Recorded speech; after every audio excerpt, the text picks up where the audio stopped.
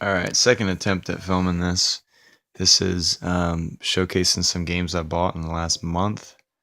The first game here is a game that I bought brand new. I normally don't do that. I normally wait for them to go on sale, get them when they're a lot cheaper.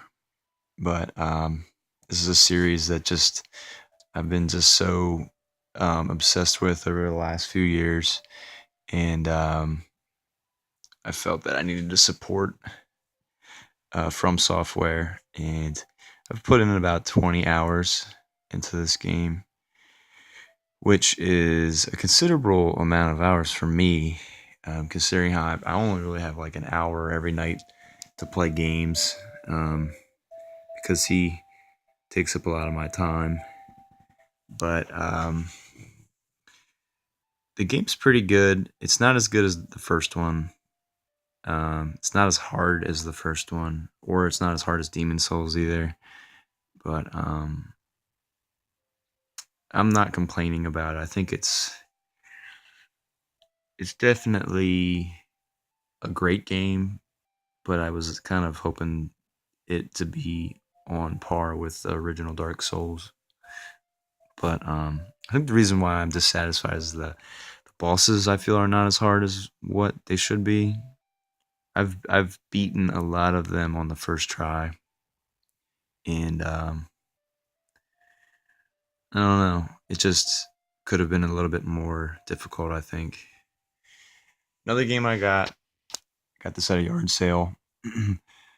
Bully Scholarship Edition. I paid $1 for it. Um, the woman just basically that was the only video game she had, but I felt that for $1 it was worth it to pick it up. Um, for From eBay, I picked up this Devil Summoner from Shin Megami Tensei. If you're hearing something scratching, that's my cat. Um, I think I paid about 12 for this on eBay, and just through research, I feel like it would be a game I would be interested in playing. I haven't had a chance to play it, but I think the reason why it sold for 12, it normally sells they normally sell for around like 16 to $18, but because of this little sticker, I think is what drove people to probably not bid on it. I think there might be a sticker on the back too. Yeah. So I think we're just advice for people selling stuff. Like if you just take the time to take this stuff off, you'd be surprised how much more people would actually be bidding on your items. I got this Bayonetta 2 at Best Buy. I played a little bit of the first Bayonetta, but I just wanted to make sure I got this before it was just so hard to find. I think, this is the re-release, because it does not come with the first copy that was on the first print run. But I was able to get this for 19.99 at Best Buy, which I felt was pretty good. The only thing that was disappointing is that the bottom of the case is broken, and it's still got the plastic on it, but I don't know. I feel like it's been about a month, and it's just kind of too late to take it back and complain. But what figure I could do is maybe when the Wii U is so cheap, maybe I could go to GameStop and buy a cheap game for like $1 or two, and then just swap out the cases, which I don't have a major problem with. Or I could just eventually, like when games like this and like that, which these are at yard sales for $1, I can maybe just pick another blue case up and just swap it out, which won't be too difficult to do. Um, but yeah, I still appreciate getting this system. I have about how many? One, two, three, four, five, six, seven Wii U games, and I think I'm getting Mighty Number 9 for Wii U, so that'd be 8 games. And I'm on the fence of buying um, a downloadable game called Shantae and something Cursed, Pirate's Curse or something like that. I heard some good things about that. It's just kind of like a retro style game, similar like Shovel Knight. And yeah, so the Wii U is something that I still am trying to support, even though it's on life support. um, this was just a random desire to bid on this on eBay. I think it was about $7 once it was all said and done. I think it was like $4 for the bid and $3 for shipping, which wasn't terrible. It's a decent game, or I've heard decent things about it. I know it's probably going to be kind of harder to find in the future, so it kind of stinks because I remember seeing it at a pawn shop for like $3 or $4, and I could have got it there. But not everything is meant to be a perfect scenario.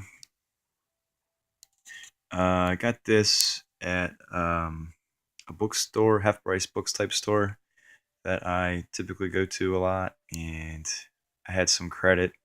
I had like $25 in credit, so this was basically like free. Um, I just decided to buy this. There were a couple other PlayStation 2 games that I was on the fence about getting, but I went with this one. I forget really why I went with this one. Um, I can't remember if this is a action RPG or if this is a strategy RPG, like turn based. But I don't know. I just am on like a PlayStation 2 kick, hence the Devil Summoner and Radiata Stories. Um, I think I got Suikoden 3 that I bought a while back, and um, I'm really close to buying Dark Cloud 2, even though that's kind of a higher price game for me, at least 30 some bucks is high priced.